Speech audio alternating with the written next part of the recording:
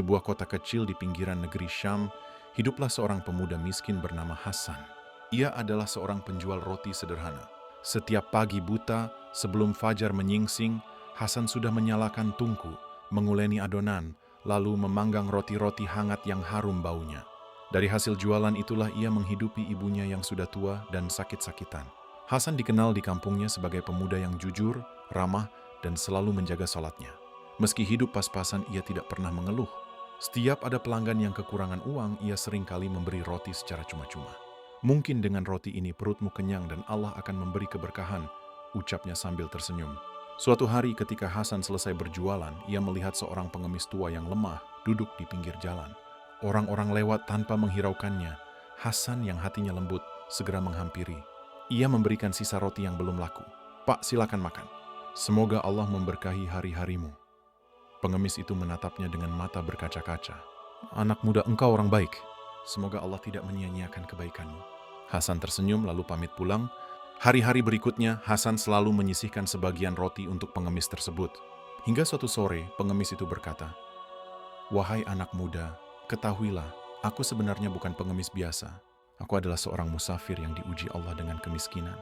Aku ingin berpesan, jangan pernah lelah berbuat baik, meski dunia tidak membalasnya. Karena balasan sejati datang dari Allah di akhirat."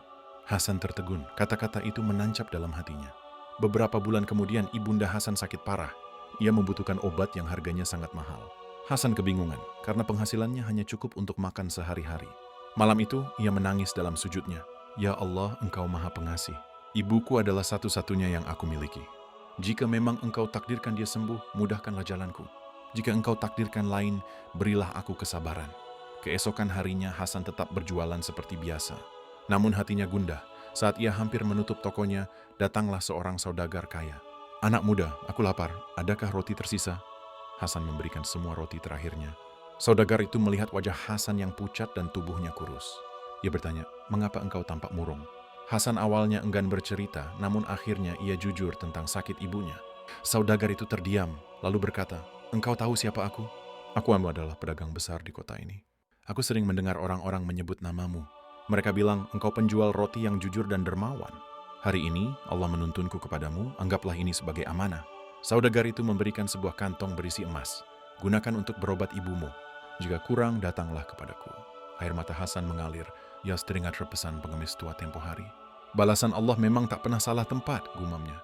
Beberapa pekan kemudian, ibunda Hasan mulai sembuh berkat obat yang bisa ia beli. Hasan pun kembali berjualan dengan hati penuh syukur. Kisah Hasan menjadi buah bibir di kampung. Orang-orang belajar darinya bahwa keikhlasan, meski kecil, akan kembali dengan kebaikan yang berlipat. Hasan tidak pernah menuntut balasan dari manusia. Ia hanya berharap ridha Allah. Seperti firman Allah dalam Al-Quran, "Barang siapa berbuat kebaikan seberat zarrah, niscaya dia akan melihat balasannya." Quran Surah Az-Zalzalah 7.